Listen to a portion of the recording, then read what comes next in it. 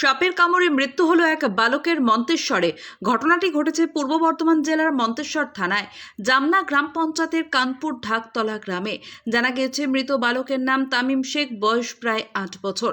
মন্তেশ্বর থানার ঢাকতলা গ্রামের বাসিন্দা। মৃত বালকের আত্মীয়রা জানান, সোমবার ভোরে হঠাৎ শিশুটি অসুস্থ হয়ে পড়ে। বাঁ হাত চিনচিন করার পাশাপাশি বুকে ব্যথা অনুভব হয়। এরপরই তড়িঘড়ি মন্তেশ্বর ব্লক প্রাথমিক স্বাস্থ্যকেন্দ্রে নিয়ে আসেন চিকিৎসার জন্য। মন্তেশ্বর স্বাস্থ্যকেন্দ্রের কর্তব্যরত চিকিৎসকেরা তাকে দেখে মৃত বলে ঘোষণা করেন। জানা গিয়েছে চিকিৎসকদের প্রাথমিক অনুমান ওই বালককে সাপে কামড়েছিল। এরপর মন্তেশ্বর থানায় পুলিশ মন্তেশ্বর স্বাস্থ্যকেন্দ্র থেকে দেহ উদ্ধার করে ময়না তদন্তের জন্য কালনা হাসপাতালে পাঠান। তবে কী কারণে মৃত্যু ময়না তদন্তের পর বোঝা যাবে বলে জানান। এখন আত্মীয়রা এই বিষয়ে কি জানালেন শুনুন। মন্তেশ্বর থেকে ফাইজুল শেখের রিপোর্ট, MBS নিউজ। যেটা বলছে এর নাম কি? তামিম শেখ। হ্যাঁ, তামিম শেখ। বাড়ি কোথা? কানপুর। জামনা অঞ্চল। তো কি হয়েছিল? এরকম সাপে কাটা মারা গেছে, কি হয়েছিল, কিভাবে বুঝতে পারলেন?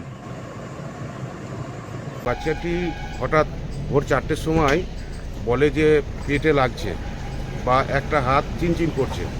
এই মতো অবস্থায় ওরা সকালে আর কি মন্তেশ্বর হসপিটালে নিয়ে আসে এবং ডাক্তার বলেন যে সাপে কামড়েছে মনে হচ্ছে। রহমত আলী শেখ, বাড়ি বরণ।